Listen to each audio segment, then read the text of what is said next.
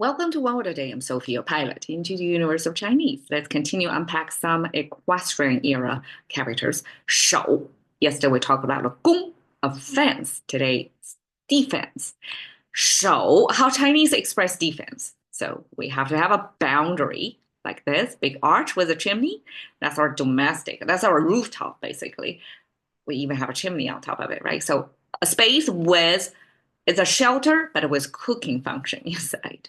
And then the middle, well, in contemporary Chinese, it's hard to see what that is, right? With this dot, this cross, semi-looking cross thing, it doesn't really make much sense. But if you look at 2,000 years ago's dictionary, we have this three-finger hand symbol drawn out. That's reach from the bottom right of the screen. That is your first-person perspective, your hand in there. And then this one horizontal line is positioned about 1 inch down your wrist. So Chinese use this position to do pulse reading. That's such ancient Chinese human-to-human medical diagnosis practice.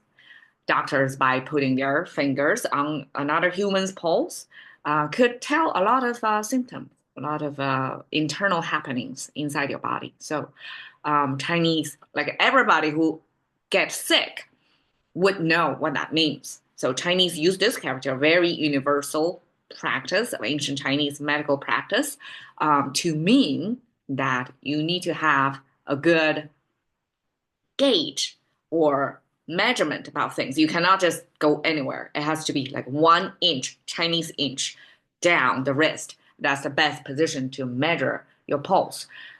So this sensitivity to measurement, to the right number of things. Okay, so it's almost like an early understanding of quantification of things. And you have to go to the exact right degree. Not too far, not too up, something like that, right? So this 寸, not only it means measurement, but it means you have to stick to the measurement. You have to stick to the rules. So eventually this pulse reading thing become rule. You have to follow the rule. And I guess this pulse reading rule then apply to the general rule following. Okay, and this rule following under the roof became defense because this rule following eventually, not only our individuals follow the rules, but the law and order in ancient times, the whole apparatus of the ruling class trying to maintain order of the society, they are ultimately the rule holder, the arbitrator, the rule whoever who carry out the rule so that the whole society knows what rule to follow. If not, elsewhere, otherwise, you're going to get punished. So this rule holding and maintain underneath this household imagery or this rooftop image, kind of like a domestic, right?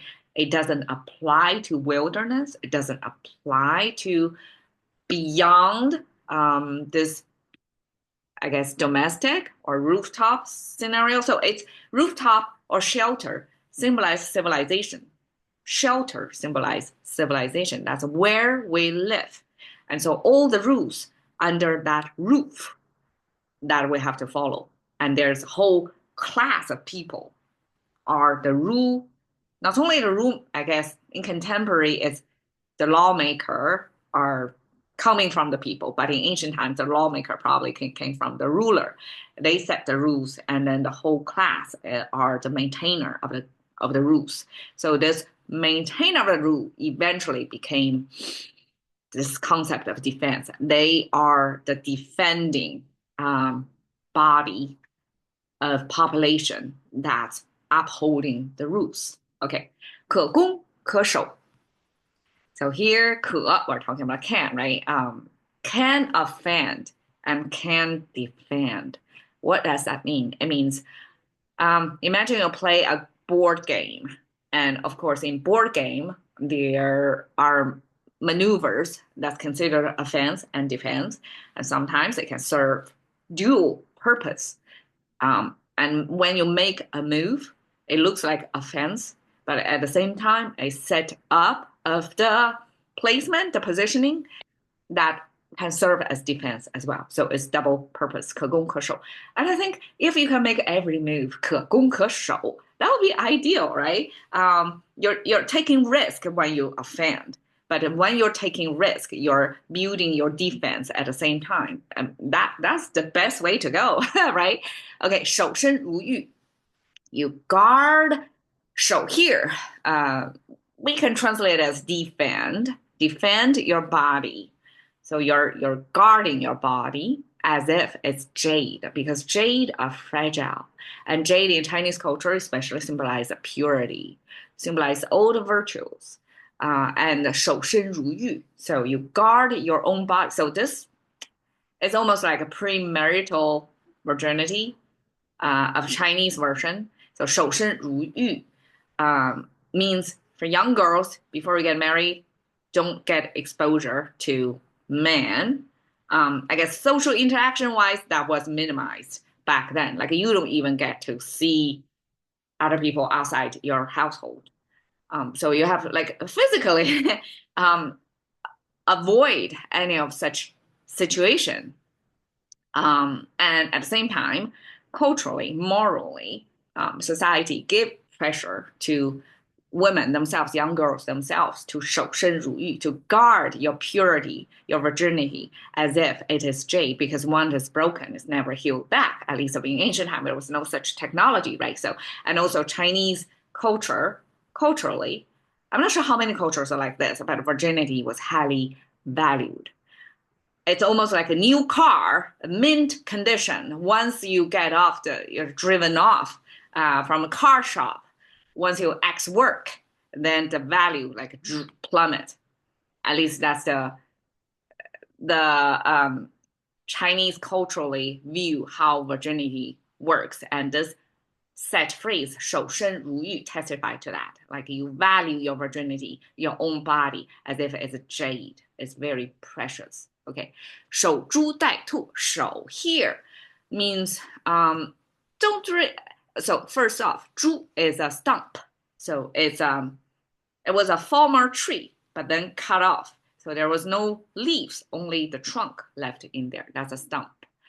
And then 守, it doesn't mean you defend and guard the stump, because it's just a stump. There was no, intrinsic value for you to guard that. It's not like your territory, your borderline thing. It's just a stump.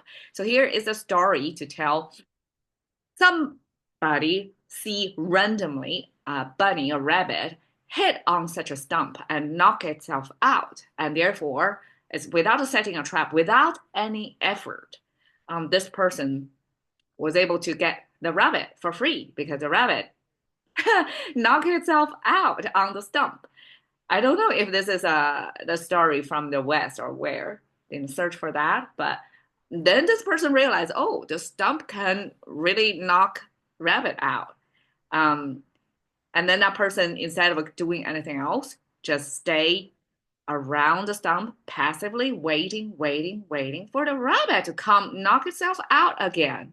And of course, we know it's a small chance occurrence. So this person basically wastes a bunch of time due to one anecdotal, an extreme rare condition. So that's 守株待兔. It means somebody who tried to wait on an opportunity, a small chance opportunity. So it's basically bet that person's resources, time on this rare occurrence and hope like a windfall on them. All right, so this is 守株待兔, 守.